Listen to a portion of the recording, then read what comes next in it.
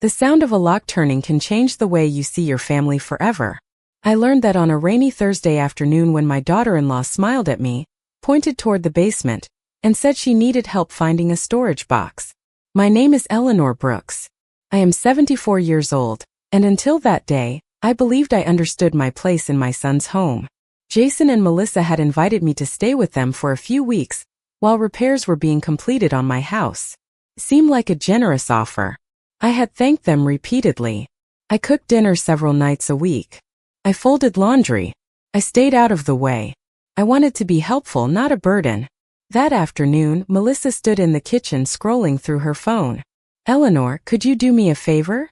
she asked. "Of course," I replied. "There is a storage box downstairs with some old holiday decorations. I cannot seem to find it." I smiled and headed toward the basement stairs. The basement was unfinished but organized. Shelves lined the walls. Plastic containers were stacked neatly in rows. I descended the wooden steps and began looking through labeled boxes. A few minutes passed. Then I heard something behind me. Click. First I barely noticed it. But then I turned around. The basement door was closed. I walked toward it and tried the handle. It did not move. I tried again. Nothing. "Melissa," I called. No answer. I knocked lightly. "Melissa." Still nothing. For several moments I stood there trying to convince myself it was an accident. Maybe the door had jammed. Maybe she stepped outside. Maybe I was overreacting. Yet something felt wrong. The silence above me seemed too deliberate. I pulled out my phone. No signal. The basement walls blocked reception almost completely. I sat down on a nearby folding chair and waited. 10 minutes passed. Then 20. Eventually I heard footsteps overhead. Voices. One of them belonged to Melissa. I stood immediately and moved closer to the ceiling, hoping to catch a few words. At first I could only hear fragments. Then a sentence drifted through the floorboards. "She does not need to know yet." I froze. Another voice answered. I could not make out every word. But I recognized Melissa's mother, Carol. The two women seemed to be discussing something important. "The paperwork is almost finished," Carol said. My heart skipped. "Paperwork?" Melissa responded so quietly that I missed most of her reply. Then Carol spoke again. "Once everything is signed, there will be no reason to worry." I stood perfectly still. The conversation continued for another minute before footsteps moved away. Suddenly the house became quiet again.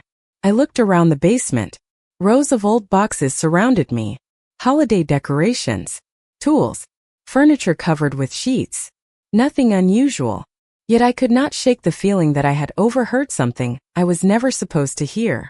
Nearly 40 minutes after I first came downstairs, the door finally opened. Melissa appeared at the top of the stairs. "Oh my goodness," she said with a nervous laugh. "The lock must have stuck." I looked at her face carefully. Then I looked at the key in her hand. She smiled as though nothing unusual had happened. I smiled back. But in that moment I made a decision. I would not argue. I would not accuse her of anything. Because for the first time since moving into that house, I suspected there was a secret hidden somewhere beneath the surface. And I intended to find it. That evening, I acted as though nothing unusual had happened. I thanked Melissa for dinner. I listened politely while Jason talked about work. I even laughed at one of Daniel's jokes during dessert. On the surface, everything appeared normal. But underneath that calm exterior, my mind was working constantly. The conversation I had overheard refused to leave me alone. "The paperwork is almost finished. Once everything is signed, there will be no reason to worry." Those words repeated themselves over and over. After dinner, Jason left to run an errand, and Daniel disappeared upstairs to finish homework. Melissa remained in the living room scrolling through her phone. Every few minutes she glanced toward me. Not openly. Not enough for anyone else to notice. But I noticed. The next morning I woke earlier than everyone else. Years of habit made sleeping late nearly impossible. I brewed coffee and sat quietly at the kitchen table while sunlight filtered through the windows. The house felt peaceful. Yet as I looked around, I began noticing things that had seemed insignificant before. Mail addressed to Jason was stacked neatly on the counter. Bills sat organized in folders. A calendar hung near the refrigerator with several upcoming appointments marked in Melissa's handwriting. Control. Everything in the house seemed carefully managed. Around 9 o'clock, Melissa came downstairs. She appeared surprised to find me already awake. "Good morning," she said. "Morning," I replied. Her eyes drifted briefly toward the basement door before returning to her coffee mug. It was a small movement, but it caught my attention immediately. Later that afternoon, another strange thing happened. Grace Turner, my closest friend for nearly 30 years, called to check on me. We talked about ordinary things at first. The weather, my home repairs, her grandchildren. Then she asked a simple question. "Have you spoken with your attorney recently?" I frowned. "Attorney Robert? Not for months." "Why?" There was a pause. "That is odd." My stomach tightened. "What do you mean?" Grace hesitated. "I ran into him at the grocery store last week. He mentioned some paperwork involving your family." I sat up straighter. "What paperwork?" "I do not know. He did not give details. He just assumed you already knew." After ending the call, I stared at my coffee cup for a long time. Attorney Robert Miller had handled several legal matters for me over the years. If paperwork involving my family existed, why had nobody mentioned it? That evening, while Melissa drove Daniel to an activity and Jason worked late, I found myself alone in the house. I told myself I was only looking for a flashlight in the storage area. That was partly true. But another reason pulled me toward the basement stairs. This time I carried my own flashlight. The basement looked exactly as it had before. Shelves, boxes, old furniture. Nothing remarkable. Then I noticed a stack of containers pushed farther back against the wall. Hidden behind them sat a small metal filing cabinet covered with a blanket. I did not remember seeing it before. Slowly, I moved the blanket aside. The cabinet was locked. Yet taped to the top was a yellow sticky note. Most of the writing had faded, but one line remained clearly visible. My name. Underneath it was a date scheduled for less than 3 weeks away. As I stared at that note in the beam of my flashlight, a cold realization settled over me. Whatever secret Melissa was trying to hide, it involved me directly. And somewhere inside that basement, the answers were waiting. For the rest of that evening, I could not stop thinking about the filing cabinet. My name. A date less than 3 weeks away. And a locked drawer hidden behind boxes in a basement where I was apparently not supposed to spend much time. I returned upstairs carefully, making certain everything looked exactly as it had before. The last thing I wanted was for Melissa to suspect I had discovered anything. When Jason arrived home later that night, he seemed completely normal. He kissed Melissa on the cheek, asked Daniel about school, and greeted me with his usual smile. Watching him, I found myself wondering whether he knew anything about the cabinet or the paperwork. The thought troubled me more than I wanted to admit. Jason had always been honest with me. Yet over the past few months, I had begun noticing moments when conversations abruptly ended as I entered a room or plans seemed to be discussed without including me. At the time I dismissed those moments. Now they felt different. The following morning, everyone left the house shortly after breakfast. Jason headed to work. Daniel left for school. Melissa announced she had errands to run.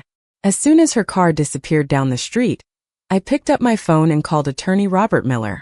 He answered on the second ring. "Eleanor," he said warmly. "How are you?" "I have a question," I replied. There was a brief pause. "Of course." I carefully described what Grace had mentioned about paperwork involving my family. Silence followed. Not an uncomfortable silence. Cautious one.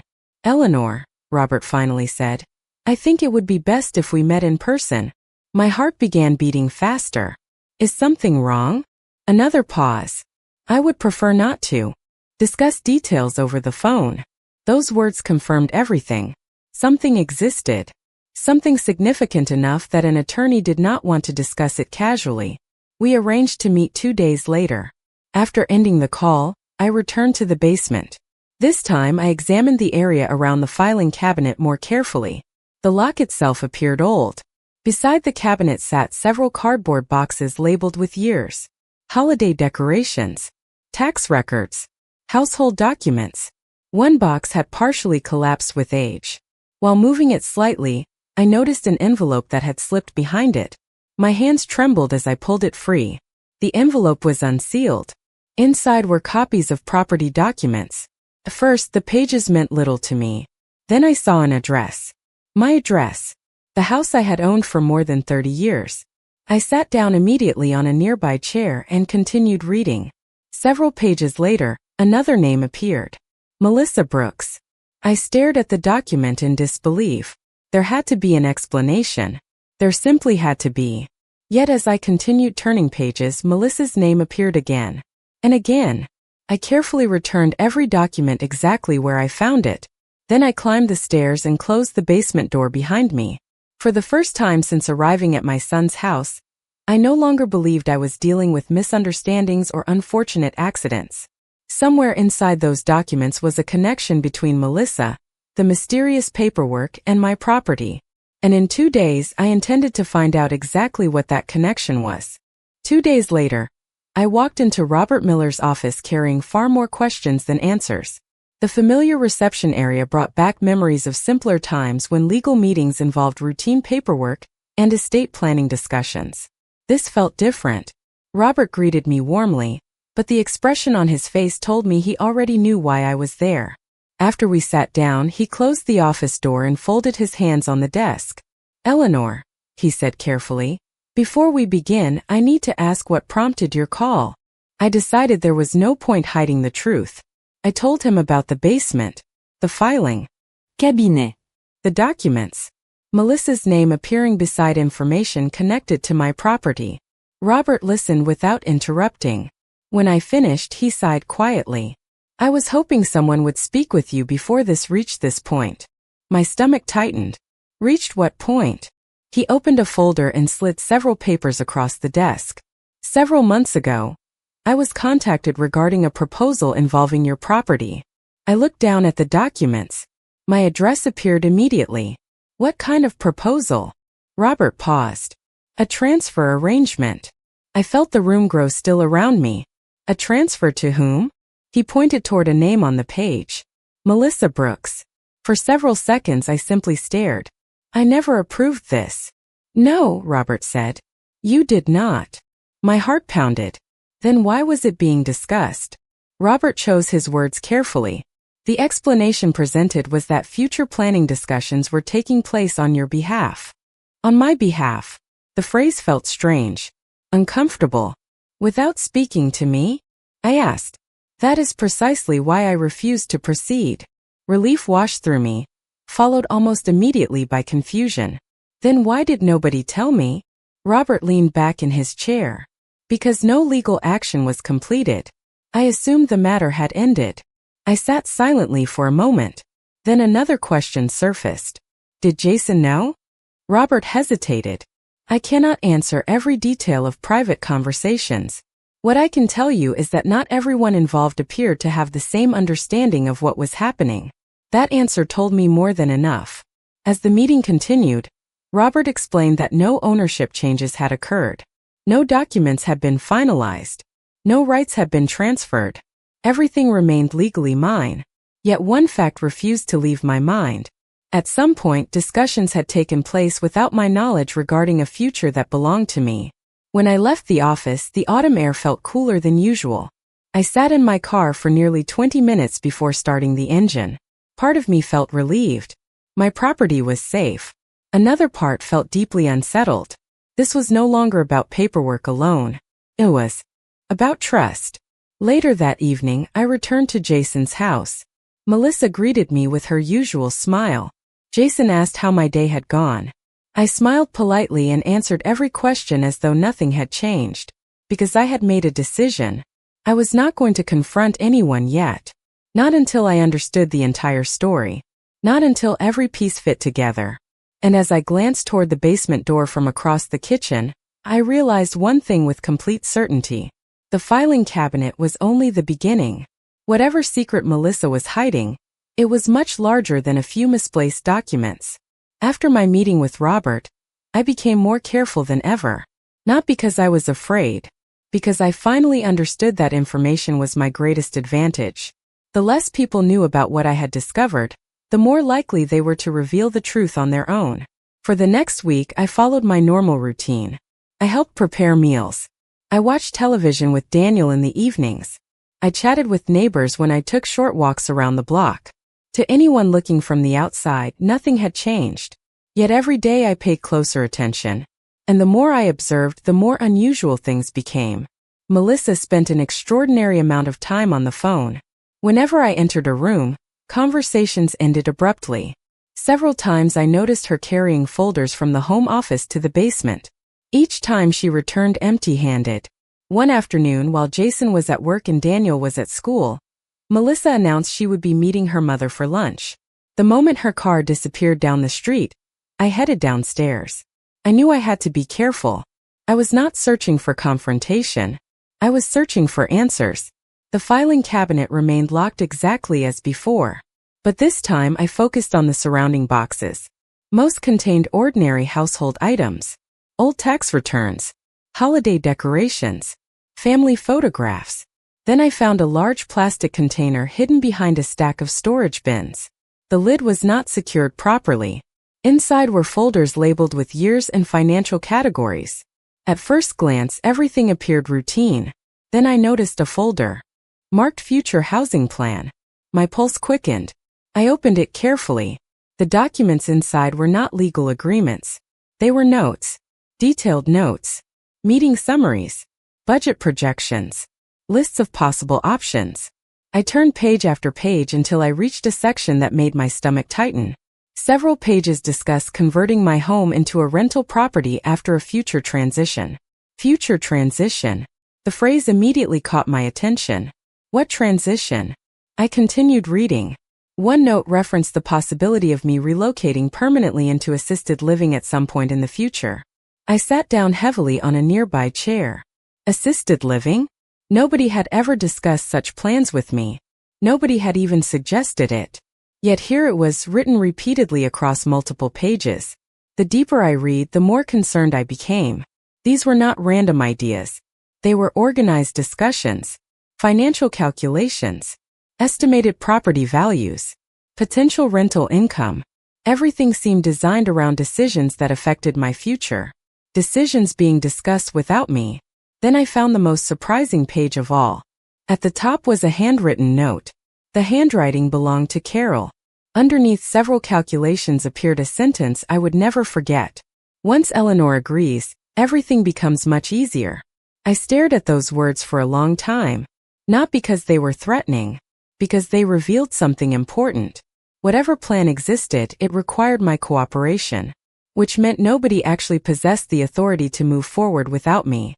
For the first time since this began, I felt a sense of relief. They may have been discussing my future. They may have been making assumptions. But they still needed one thing they did not have. My consent. Carefully, I returned every document exactly where I found it. Then I closed the container and headed upstairs. As I reached the top step, I heard a car door slam outside. Melissa was home. I smiled as she entered through the front door carrying shopping bags. She smiled back. Neither of us mentioned the basement. But as she walked past me toward the kitchen, I realized something important. I was no longer the only person keeping secrets. The following week brought the answer to a question that had been haunting me since the day I heard Melissa and Carol talking upstairs. Why were they discussing my future without me? The answer arrived unexpectedly through the one person I trusted most. Grace called early on a Wednesday morning. The moment I heard her voice, I knew something had happened. "Eleanor," she said, "I need to tell you something before someone else does." I sat down immediately. "What is it?" There was a brief pause. "I attended a charity luncheon yesterday." My heart began to beat faster. And Carol was there. I closed my eyes. What did she say? Grace hesitated. She did not know I was sitting behind her table. That sentence alone was enough to capture my full attention. She was speaking with two women about future family plans. First I ignored it. Then I heard your name. My grip tightened around the phone. What exactly did she say? Grace lowered her voice. She said that once your house situation was resolved, everything would finally fall into place. I stared across the room. The words sounded familiar. Too familiar. Did she explain what she meant? Not directly. Grace paused. but she mentioned that Melissa had already done most of the difficult work. After ending the call, I sat quietly for several minutes. Melissa had already done most of the difficult work. The phrase bothered me because it implied a plan already in motion. Yet every document I had seen suggested nothing could move forward without my approval. Someone was assuming an outcome that had not happened. Later that afternoon, I met Robert again.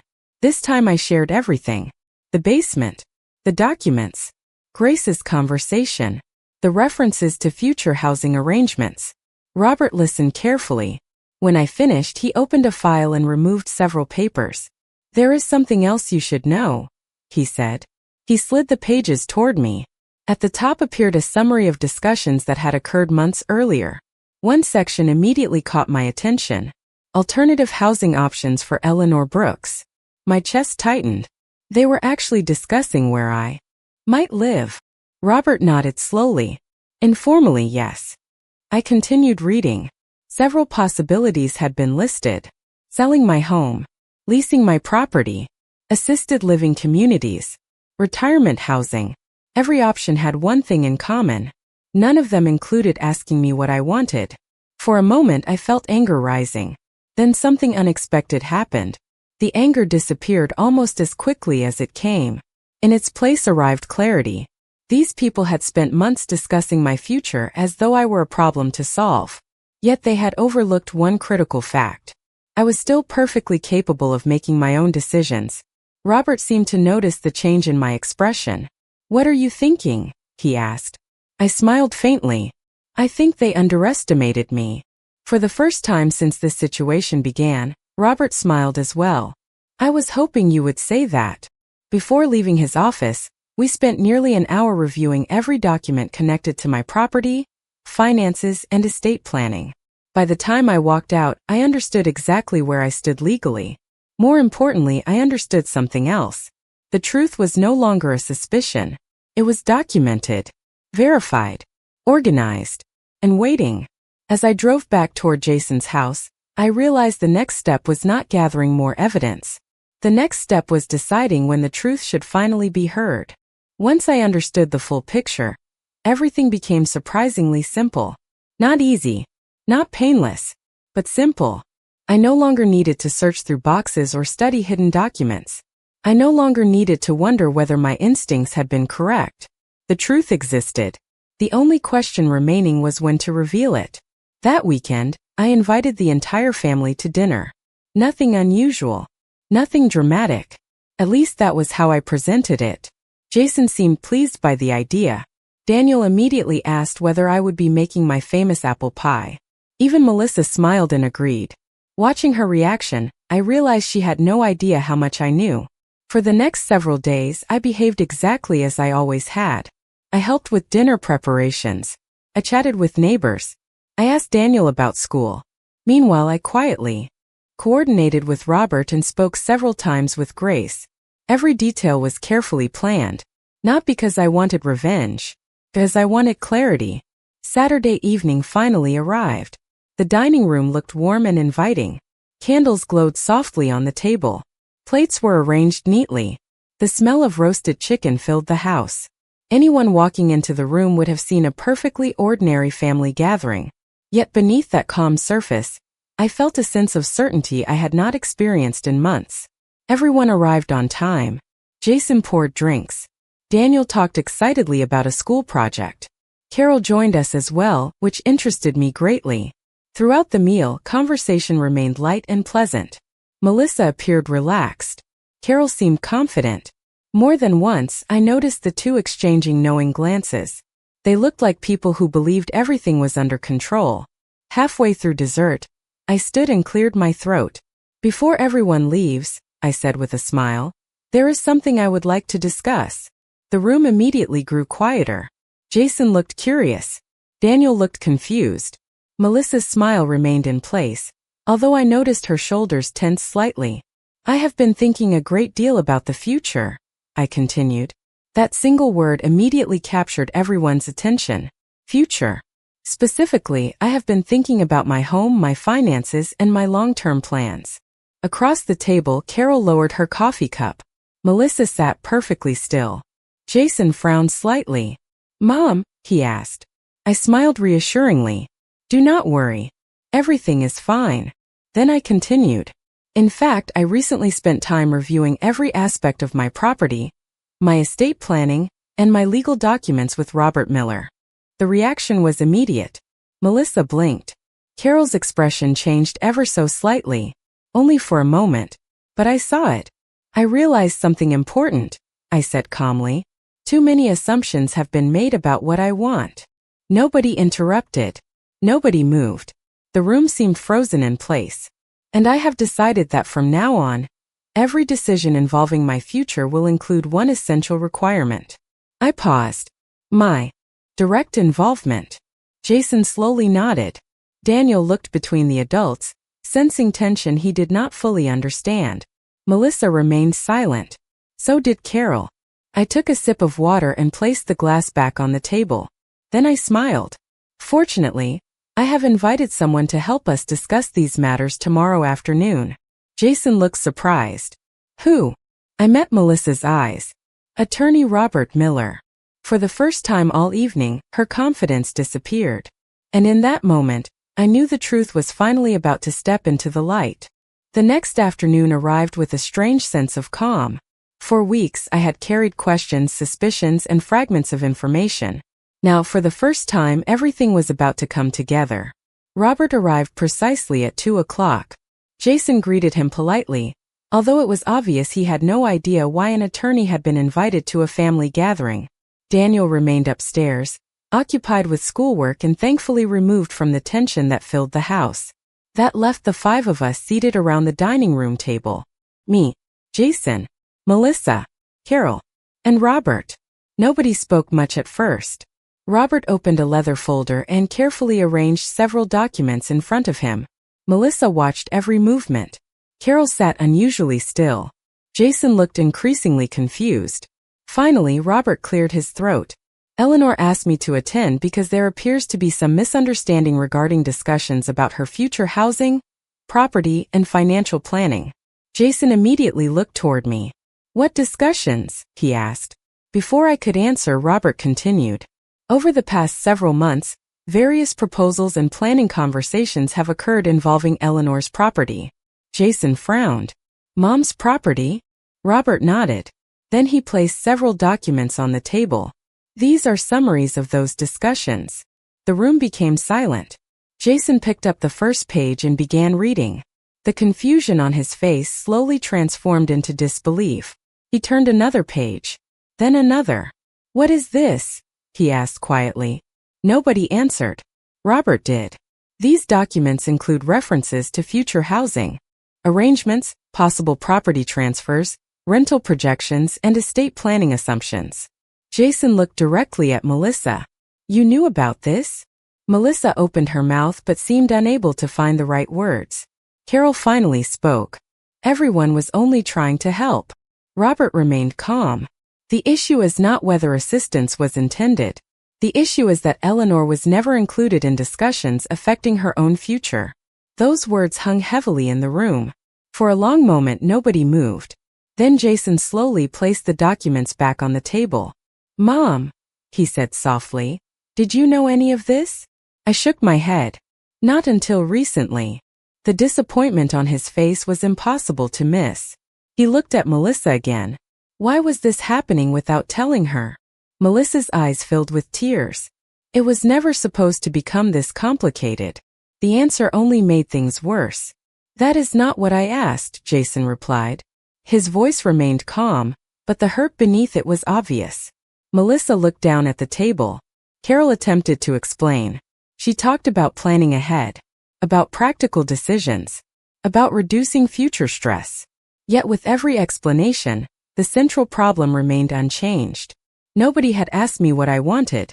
Nobody had included me in conversations about my own life. Finally, Robert opened one last folder.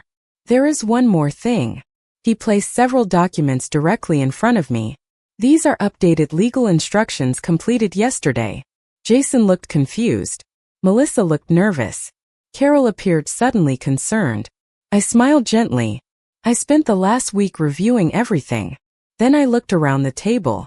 And I made several decisions. For the first time since this situation began, nobody interrupted me. Nobody spoke over me. Nobody assumed they knew what was best for me. They simply listened. And as I looked at each face around that table, I realized something important. The secret hidden in the basement was never really about property. It was about control. And that control was finally slipping away. The room remained silent after I finished speaking. For months, decisions had been discussed around me, above me and behind me. Yet now, for the first time, everyone was listening. Robert sat quietly beside me while the documents rested on the table. Jason looked overwhelmed. Melissa appeared shaken. Carol seemed unable to find the confidence she had carried for so long. I opened the folder and removed the final pages. Over the last week, I said calmly, I reviewed every legal document connected to my property, finances, healthcare directives, and estate planning. Nobody interrupted. I also updated them. Melissa lowered her eyes. Jason leaned forward. What does that mean? I smiled gently. It means that every future decision involving my life will be made by me. And only me unless I personally choose otherwise. Robert nodded. All instructions are now fully documented. For several moments nobody spoke. Then Jason turned toward Melissa. Why did none of this involve Mom? The disappointment in his voice was more painful than anger could ever have been. Melissa wiped away a tear. I thought I was helping. Jason shook his head slowly. Helping would have meant talking to her. Those words settled heavily across the room. For the first time, nobody attempted to defend the situation. Nobody tried to explain it away. The truth had become too clear. Eventually, Carol spoke. Her voice sounded smaller than I had ever heard before. We were trying to prepare for the future. I looked at her kindly. The future belongs to the person living it. She looked away. That conversation lasted nearly another hour. There were apologies, difficult questions, long silences. Yet something remarkable happened during those discussions. Nobody argued. Once the facts were visible, there was nothing left to debate. When Robert eventually left, the atmosphere inside the house felt completely different. The secret that had lived in the basement no longer existed. Everything was out in the open. During the weeks that followed, changes happened naturally. Melissa became quieter but also more honest. Jason made a genuine effort to include me in conversations that affected the family. Even Carol seemed to recognize boundaries that had previously been ignored. Most importantly, I moved back into my own home once the repairs were completed. The day I returned felt wonderful. Not because I was escaping anyone, because I was returning to myself. My home looked exactly as I remembered. The same front porch, the same garden, the same photographs hanging in the hallway. Yet I felt different, stronger, more confident. Several months later, the entire family gathered at my house for Thanksgiving dinner. As I looked around the table, I noticed something that would have been impossible a few months earlier. Every conversation was open. Every decision was discussed honestly. Nobody assumed they knew what was best for someone else. Trust had not been repaired overnight, but it was finally being rebuilt on a foundation of truth. Later that evening, after everyone had gone home, I walked through the quiet house and paused near the basement door. Not the basement in Jason's house. My own. I smiled at the memory. For a long time, I thought the most important discovery was hidden inside those boxes and documents. I was wrong. The greatest secret I uncovered was something much simpler. The moment people stop treating you as though your voice matters, you must remind them that it does. Not through anger. Not through revenge. Through confidence. Through patience. Through refusing to surrender your right to make decisions about your own life. Looking back, I no longer think about locked doors, hidden paperwork, or secret conversations. I think about the lesson they taught me. Respect is not something others grant you. It is something you protect. And the day I chose to protect mine was the day I finally stopped being trapped by anyone else's plans.